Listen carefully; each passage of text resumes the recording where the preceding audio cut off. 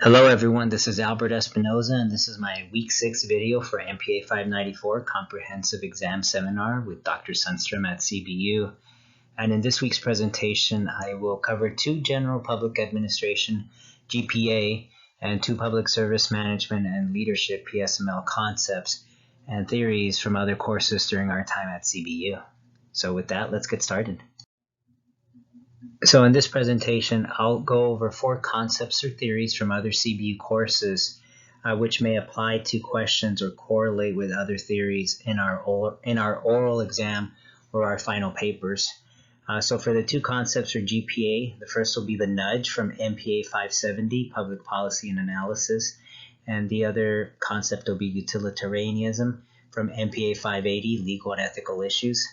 The 2 PSML concepts, the first one would be the 2-factor theory of motivation from MPA 590, organizational theory, and the second concept will be situational leadership from MPA 520, leadership and management. And I'll also provide some details and information on where to exactly find these theories and concepts from our previous courses. So 2 GPA concepts or theories that can tie with theories or theorists of this final course.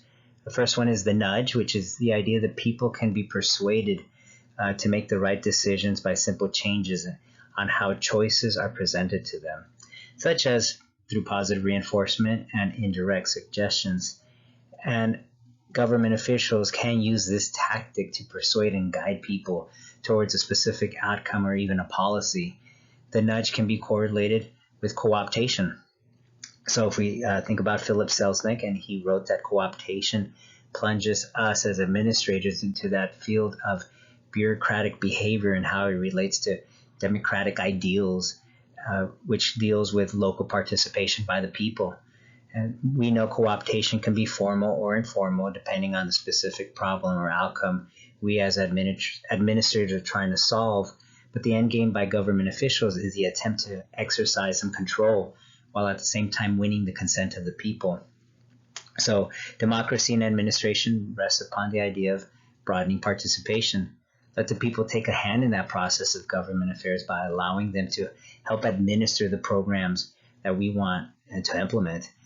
We do this in settings such as town hall meetings for residents to provide input, but as staff, we're also unofficially guiding the narrative and nudging the people towards that specific direction and outcome.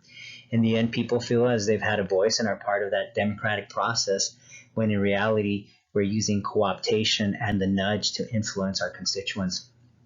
The second theory is utilitarianism, which is choosing an action or living by rules that produce or lead the greatest good for the greatest number of people.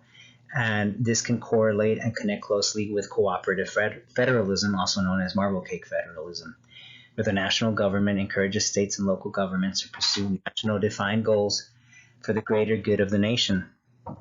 As we know, the federal government will provide funding opportunities to implement projects which serves the people and meets the requirements and expectations of the federal government. Unfortunately, this utilitarian and cooperative federalism approach can lead to the carrot and stick method to encourage state and local governments to adopt certain policies, projects, or mandates. And if the state or local agencies do not conform, the stick will come out and the federal government will withhold funds for not meeting national government expectations to try to meet what's best for everyone.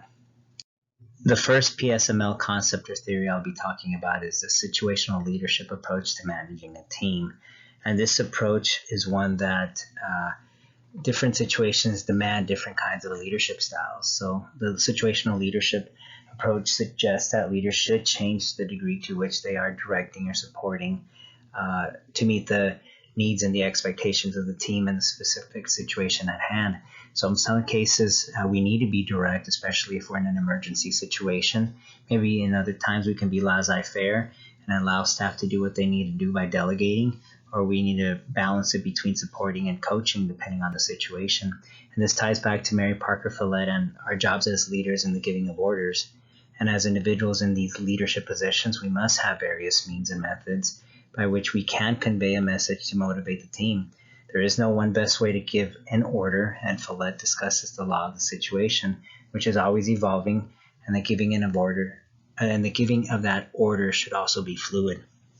The second theory is a two-factor theory by Frederick Herzberg, who wondered what do people want from their jobs. And the theory states individuals are either motivated by intrinsic needs, such as mastery, belonging, cross-training, and learning new skills, while other people are motivated by extrinsic needs, such as more pay, acknowledgement, awards, and even the fear of failure or punishment. And this theory ties closely to Maslow's motivational theory and the hierarchy of needs of people. As managers, we need to know what motivates certain people on our team, whether they are basic needs, psychological needs, or self-fulfillment needs, to lead that person or team to get the work done. And as good supervisors and leaders, we need to know these details to help meet the goals and the expectations of the organization by motivating our team. So here are the references for the 2 PSML and the 2 GPA concepts and theories. 2 of them do come from video files, and the other 2 are from our books throughout our courses at CBU, one being the Organizational Behavior 18th edition, and the other one is the Leadership book by Northhouse, 8th edition. And I did add the pages where you can find those 2 theories within our books, and also the links. Well, everyone, we're almost there. Literally, the finish line's around the corner, so hope you enjoyed my video this week. I look for your comments, and I can't wait to watch your videos. Have a great one, and God bless. Bye.